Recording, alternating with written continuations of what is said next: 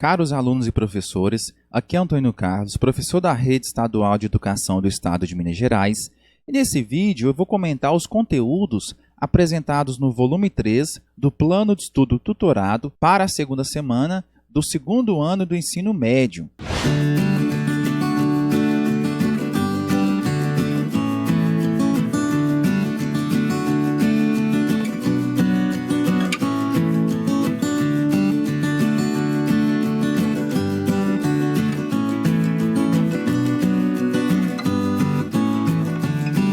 Pessoal, se inscreva no meu canal, ative o sininho da notificação, deixe sua curtida e também o seu comentário com a sua dúvida se você tiver.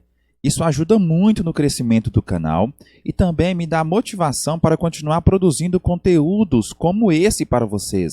Para essa segunda semana, o eixo temático a ser estudado é as transformações do mundo rural. O tema e o tópico, as novas territorialidades no campo.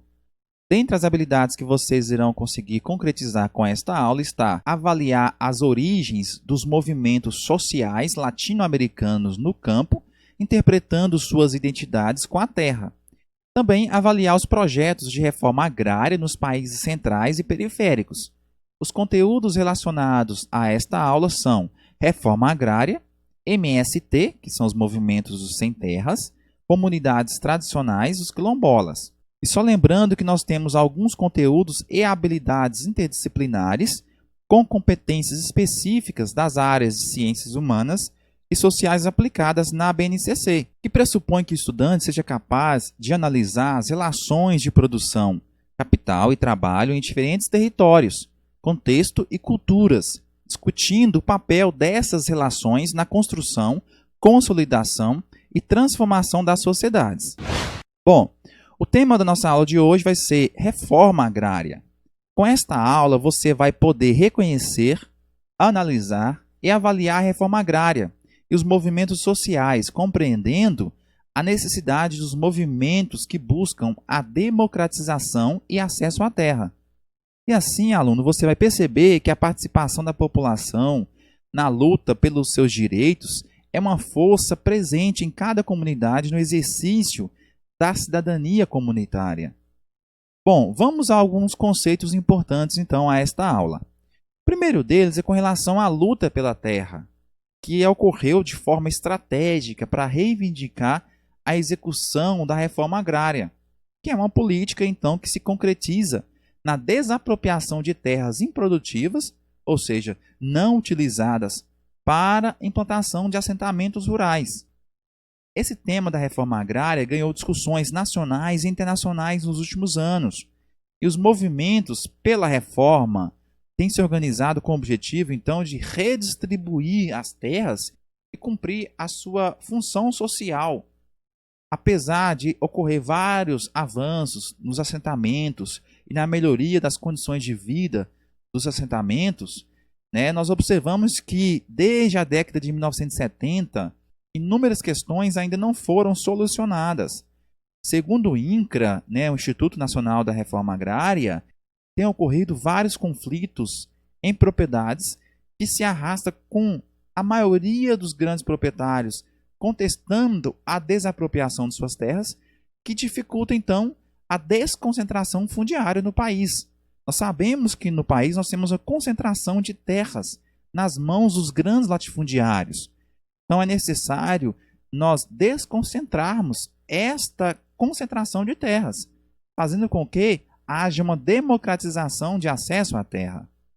Nesse sentido, então, uma trajetória histórica importante foi construída através de várias iniciativas desenvolvidas em diferentes momentos, como, por exemplo, a CPT, que é a Comissão Pastoral da Terra, a CONTAG, que é a fundação da Confederação Nacional dos Trabalhadores da Agricultura, dentre outros muitos movimentos que têm ocasionado e consequenciado na criação de vários órgãos e ONGs que se direcionam, então, ao combate à fome, à pobreza, à miséria e, principalmente, à concentração fundiária no país.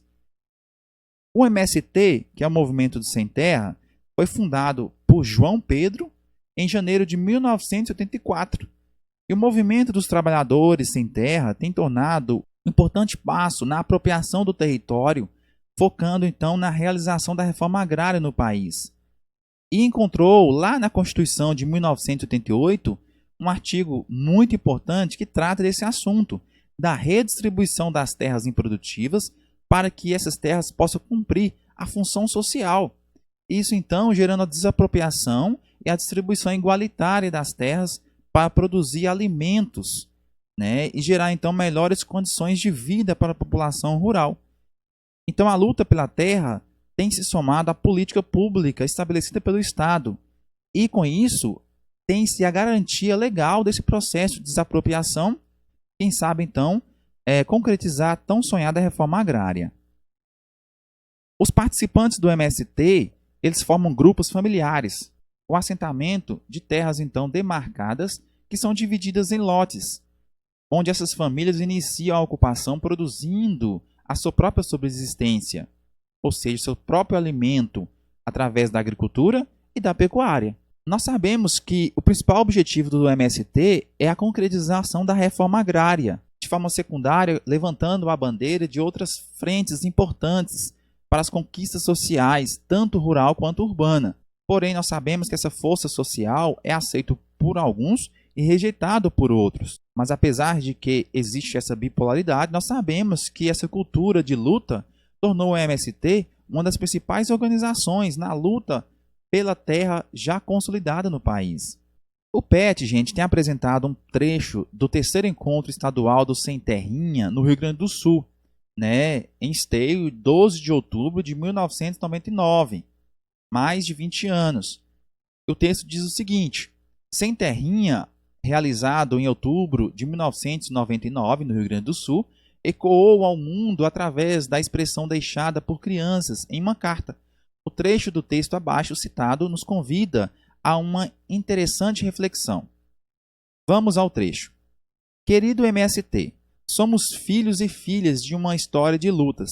Somos um pedaço da luta pela terra e do MST. Estamos escrevendo esta carta para dizer a você que não queremos apenas filhos de assentados e acampados. Queremos ser sem terrinha para levar adiante a luta do MST. No nosso país há muita injustiça social, por isso queremos começar desde já a ajudar todo mundo a se organizar e lutar pelos seus direitos. Queremos que as criancinhas do campo e da cidade possam viver com dignidade. Bom, após esse texto nós temos a discussão também das comunidades quilombolas. Essas comunidades, alunos, são comunidades rurais e também urbanas, remanescentes de quilombos. E a palavra quilombo vem do idioma banto, que significa guerreiro da floresta. A trajetória de luta pelos quilombolas, pela propriedade, vem desde o período colonial. E essa história é marcada pela resistência e conquista de terras por vários meios.